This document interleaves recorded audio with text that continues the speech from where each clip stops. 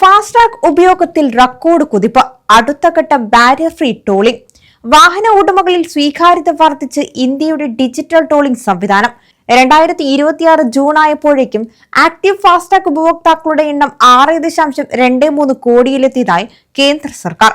Highway യാത്ര കൂടുതൽ വേഗത്തിലും സുഗമമാക്കാൻ ബാരിയർ ഫ്രീ ടോളിംഗ് സംവിധാനം അടക്കമുള്ളവയുമായി കേന്ദ്രം മുന്നോട്ടു പോകുന്നതിനിടയിലാണിത്. കാറുകൾ, ജീപ്പുകൾ, വാനുകൾ തുടങ്ങിയ വാണിജ്യേതര വാഹനങ്ങൾക്ക് വേണ്ടി 2025 ഓഗസ്റ്റ് 15 ആരംഭിച്ച വാർഷിക പാസ് പദ്ധതിയാണ് ഫാസ്ടാഗിന്റെ സ്വീകാര്യത വർദ്ധിപ്പിച്ച പ്രധാന ഘട്ടം. 2026 ജൂൺ ആയപ്പോഴേക്കും ഈ പദ്ധതി പ്രകാരം 77 ലക്ഷത്തിലധികം വാർഷിക പാസുകൾ വിതരണം ചെയ്യപ്പെട്ടു.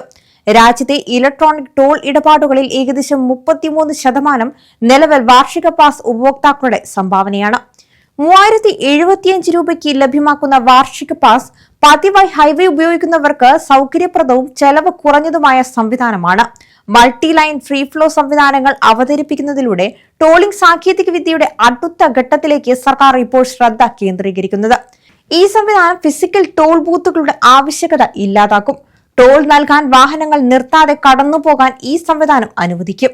Multi line free flow, FASTag, automatic number plate recognition ക്യാമറകൾ, നിർമ്മിത ബുദ്ധി എന്നിവയെ സംയോജിപ്പിച്ച് വാഹനങ്ങളെ തിരിച്ചറിയുകയും ടോൾ ചാർജുകൾ യാന്ത്രികമായി ഈടാക്കുകയും ചെയ്യാനാണ് കേന്ദ്രത്തിന്റെ അടുത്ത നീക്കം. ദേശീയപാതകളിൽ തിരക്ക് കുറയ്ക്കാനും ഇന്ധനം ലാഭിക്കാനും യാത്രാസമയം കുറയ്ക്കാനും ഇതിലൂടെ സാധിക്കും. മൾട്ടി ലൈൻ ഫ്രീ ഫ്ലോ നടപ്പാക്കുന്നതിനായി ആദ്യഘട്ടത്തിൽ 17 ടോൾ പ്ലാസകൾ തിരഞ്ഞെടുത്തിട്ടുണ്ട്. 5 എണ്ണം ഇതിനകം പ്രവർത്തനക്ഷമമായി കഴിഞ്ഞു. ഭാവിയിൽ തടസ്സങ്ങളില്ലാത്ത ടോൾ സംവിധാനത്തിനായി 104 ടോൾ പ്ലാസകൾ കൂടി വിന്യസിക്കും.